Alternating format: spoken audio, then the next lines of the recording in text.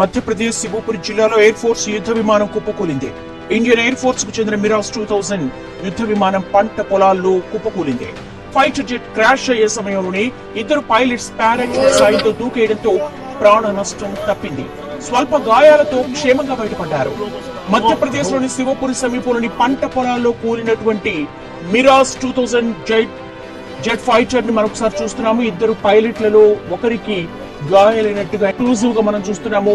మధ్యప్రదేశ్ లో ఐఏఎఫ్ యుద్ధ విమానం కూలిన ఘటనకు సంబంధించినటువంటి విజువల్స్ ఎక్స్క్లూజివ్ గా చూస్తున్నాము.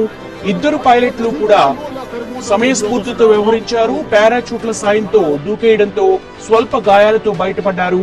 విమానం కూలడానికి ముందే పారాచూట్లు సిద్ధం చేసుకున్నారు. ఇద్దరు పైలట్లలో ఒకరికి గాయాలైనట్టుగా కనపడుతోంది.